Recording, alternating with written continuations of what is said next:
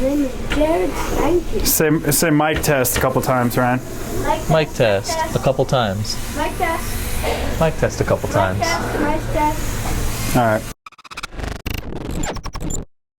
Hello, YouTube. My name is Austin Jones. I'm one of the team drivers here for Rolling Garage. And today we're going to try something new. We're going to start a new series talking about some of the new products, our personal cars, and some of the team drivers' builds and how unique they are and what settings are different. Today's guest is a very special friend of ours, an RG team driver and an ex-professional drifter, Mr. Ryan Cado. What's up, YouTube? All right, so tell us a bit about yourself, Ryan. Some of your past in drifting and RC experiences. Some people may remember you from your Sharking Lot days. Yes, I've done a lot of drifting in my life, from Formula Drift to taking around in parking lots to RC cars for quite some time. So you did a bit of buggy racing growing up as well? Yeah, RC buggy racing. I did at Cap City RC in Sacramento, RIP. That place was lit. Yeah. A lot of people from the buggy days are still driving and drifting here too. It's cool to see some of the racer guys get into the RC drift scene and try both. It keeps them fresh, they say, and teaches them some new skills about countersteering. And now you're here playing with what appears to be a Frankenstein and a Addiction S15 with a Purple Haze livery. What is Purple Haze? Are you a Jimi Hendrix fan, or what's going on? I am, but also this is a drift team that I was invited to by my brother Brandon, and he created this body, painted it, and gave it to me as a gift. So I can take zero credit for its beauty, but it's pretty awesome. Yeah, it's a really nice paint job, and I think your dad is on the team and your son is on the team as well? He's working his way on the team. Maybe by the time this video airs, he'll be there. We'll see. He's got to earn his stripes, Exactly. And that's really cool. And so what is Cado's Asian Grill? What's going on with that? That's just a little family business we got going on that we like to rep on the cars, and it also looks pretty cool with the Japanese vibes. And so you guys run a food truck that sometimes comes to Rolling Garage for events, correct? Oh yeah, definitely. They like to come out here and support the big events where we have a lot of drivers that need to eat, and when, I shouldn't say seat time, but transmitter time is the first thing on the menu, then they're out there serving up the chicken when they get hungry. That's right, they do a bit of both. And it was really cool to see Brandon and Edwin at finals serving all of us. They served us the whole weekend.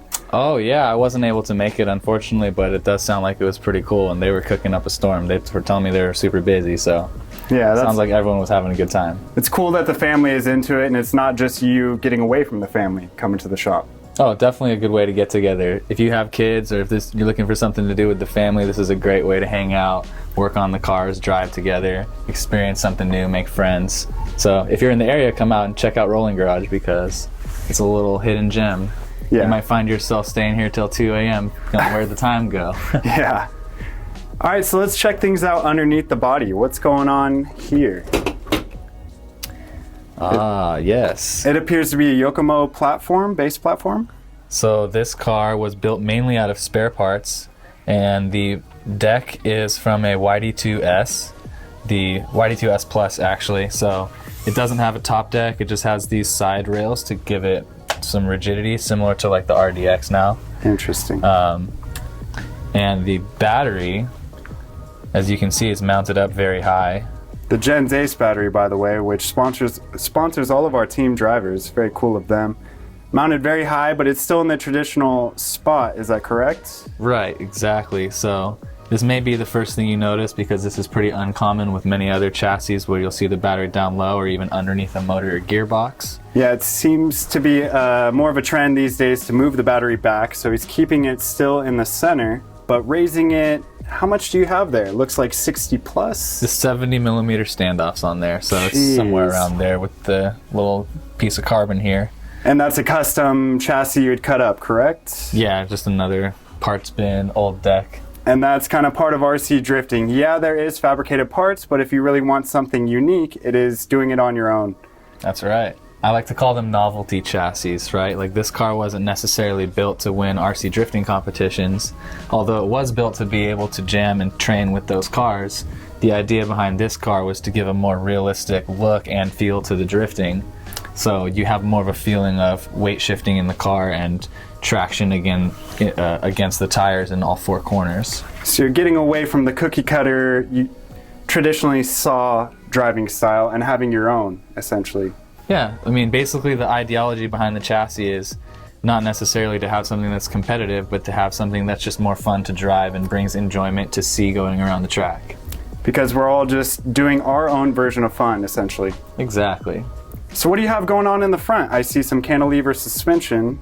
What is so this? we mentioned this was a parts bin build. I didn't have a front bulkhead or steering rack or anything laying around, so this is a nice solution because it has a direct drive setup which houses the servo in the front bulkhead. And what's unique about this setup is that it does, like you said, have the cantilever shock mounting position. So you're going for more of an inboard position, creating a bit more roll from the front end of the chassis, correct? Well, the way it's helping me create more roll and weight shift is it's allowing me to run the very low motion ratio by having these adjustable links mounted fairly far inboard, more than you would normally see it on more competitive chassis. And that just allows the car to move up and down with more travel and move more freely. Interesting. And you're using a Yokomo spring with... So these are just plastic Rev D RDX shocks, just assembled to the manual. So stock plastic shocks. And stock pistons internally. Just totally stock. The springs are also stock Yokomo springs. Now, are you running oil inside, or are they dry? I know a dry shock. This setup has no oil in the front or rear shock, so totally dry. So no resistance or extra dampening from the oil, going for the most as much range of motion as possible with as little resistance in the suspension movement as possible. Very cool. So it may be it is much more dramatic and exaggerated suspension movement than a real car, but it's meant to give the same sensation that you would get by seeing a Formula D style or a competition style drift car squatting and rolling, and versus your more street car, which is kind of just gliding on the road. Right. And having more kinetic energy being lost through the suspension, or applied, not lost, but being applied through the suspension. Mainly just transferred to different corners of the car more accurately rather than being evenly distributed. You can now like pinpoint where the energy of the car is going. Right. Using the shifting weight, which is facilitated by the suspension setup and the chassis setup. Got you. And creating a high center of gravity with a high battery, and this Shark front end also has a high servo. That's kind of... Yeah, this honestly is just a win-win-win. Like, puts the servo up high, it puts the shocks up high, has a decent bit of weight to it, and it really just kind of gives me everything I want to have weight shifting in the front end. And also a lot of adjustability, because having the car in this setup with this much of an exaggerated motion can be fairly hard to balance the chassis and make it actually drivable. So this setup helps me do that. Yeah, before we leave, we have a few standoffs and Rev D knuckles, it looks like. Are you increasing the roll with these standoffs? Is that the goal? Or increasing the roll center? It's changing the roll center, and it's allowing the suspension to move in more of an arcing radius, which will promote rolling in the chassis rather than pitching. Interesting. All right, before we leave the front end, what is the alignment? So it's still a pretty standard alignment even with all this crazy stuff going on. It's about 6 degrees of caster, 10 degrees negative camber, and 2 degrees of toe out per side. So pretty standard alignment setup. You can see the Ackerman. It's not quite zero, but it's not very wide either. And how do you feel about bump steer? Do you have any bump steer? Try and minimize it. There's a little bit of bump steer. There's always going to be. So you want it to kind of go in the right direction, which I think is just a preference depending on what you want the car to do. Right. Each person's driving characteristic is going to be different, and they will use bump steer to their liking. So talking about alignment, let's move back to the rear alignment. What do you have going on back here? So again, pretty standard alignment in the rear with -5 camber, and toe in is around 1/2 degrees toe in. The pills are 4 in the rear and 5 in the front, so it's just that one difference, that one value difference. So we have suspension block B down here. That's an interesting setup choice. Why? So this car actually originally came with the long stroke arm, and I think the rear suspension block is actually more closer to A on the YD2S. But the reason for that I chose to keep the long stroke arm and the smaller suspension block, specifically the B, is it matches the front, so the amount of roll based on the width of the sus blocks will be the same. and also having the narrower sus block with a longer arm will also be more conducive to creating roll, versus having a wider sus mount and a shorter arm where it will not want to roll as easily. So you're playing with the leverage, and I see another leverage factor. What are these shock mounts you have attached here? Right, so these are pretty cool. These are servo horns that are drilled out to mount into the stock shock mounting positions of the lower arm, and then it moves that mounting position very far inboard to get a really low motion ratio, which is going to allow the car to travel through the stroke very easily and freely with a lot of range of motion. And we also get a lot of linear movement and a long stroke using to me, a CC01 rock crawler spring. Interesting choice. Coming from one of your another rig that you own. Another novelty chassis, yep. So we're talking about part span chassis, and this is it. RDX bodies as well, correct? Yep, zero oil, plastic RDX shock bodies, and the CC01 crawler springs. Now, have you considered doing a longer range suspension, or are you okay with the shorter range? This is as much range as I can get. I'm going from the control, or the adjustable arms are hitting the shock tower, all the way dropping to where the shock is hitting the suspension mount. So this is literally maxed out as far as travel is concerned. So doing a long travel setup or a different shock wouldn't really benefit you necessarily. I'm not even reaching the potential that this shock could travel because of the limiting factors of the chassis. I see. So going back to that suspension block, it does have its pros and cons.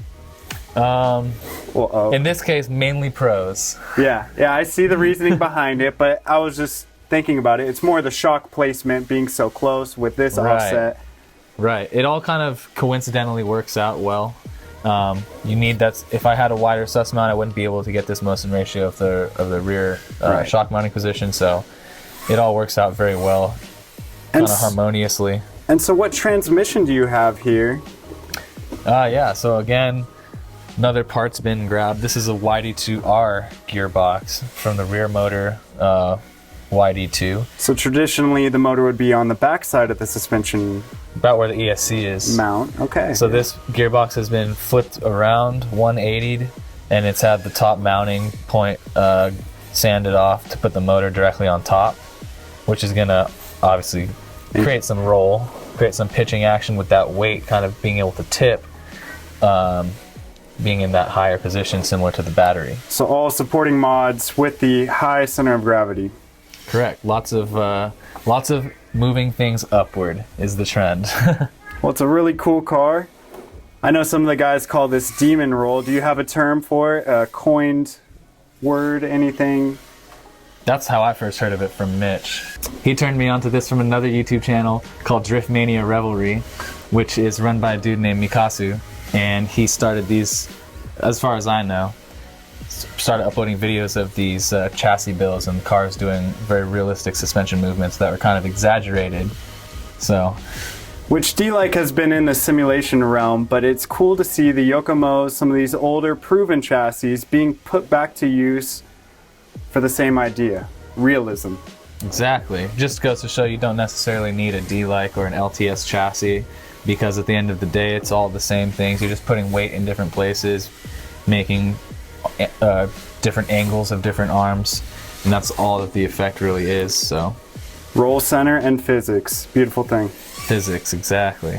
All right, so last thing, let's talk about the electronic choices here. You have the Rev D with the Revox. So those two choices were not part spin. Those were definitely conscious purchases. I put that setup in every car, and it's just a preference. To me, it drives just, it gives the feeling through the transmitter that I would expect to feel through the steering wheel, if that makes sense. And so I've heard from some drivers they like the Revox as well, because the Futaba, with all the tunability and everything, can be a bit overwhelming. This is set and forget. Is there a preset you prefer? Oh yeah, definitely. I definitely enjoy the simplicity of tuning the Rev D software. If I have too much tunability, I'll get lost in that. So the preset options are nice, and I run preset number 5 on all my chassis as well. So they just got it right with that one. And so now you have a Yokomo Type R 10.5 paired to what ESC down there? Yep, Yokomo 10.5, and it's the Yokomo RPX2 ESC, which my personal favorite ESC. And probably because it's the one that I started with, so I'm just sticking to what's familiar. And easy to transfer my tunes. Copy pasta. Yeah. Sake of ease for Ryan Cado. Well, beautiful chassis. We can cut over to some driving footage now. And thank you for taking the time and talking to me. Of course, man. Anytime. So Ryan brings the whole gang out. There's his son, his father, and Brandon.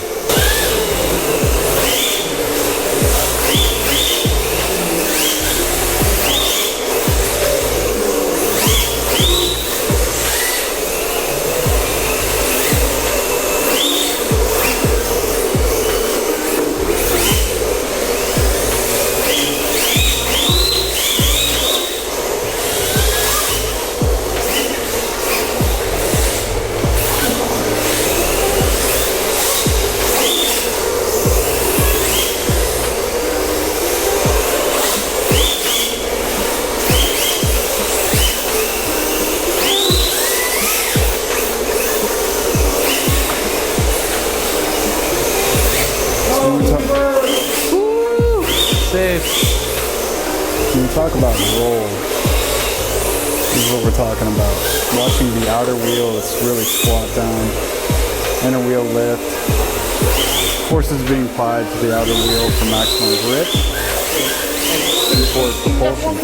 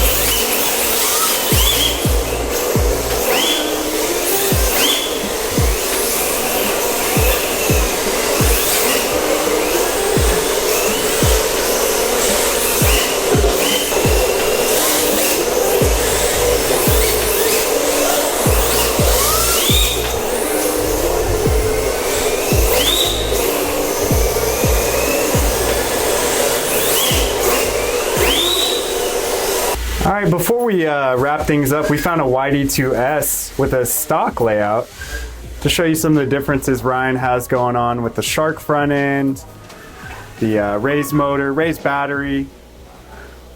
So you could take anything you have laying around or maybe a friend of yours in the hobby and change it into something unique and create the driving experience you're looking for. So thank you guys for joining me on this first ever chassis check. Hopefully we have more of these coming. We're going to show all the team drivers as well as the people who work inside here, Mitch, Ryan, Carl, and Ike. Show some of the unique setups and some of the new products coming. So be sure to like, comment, subscribe. Let me know what I should change. If you don't want to see me behind the camera, we'll make Mitch do it. Go to www.rollinggarage.com. Go to www. Dude. Check the link in the description. Check the link in the description and go shop on rollinggarage.com.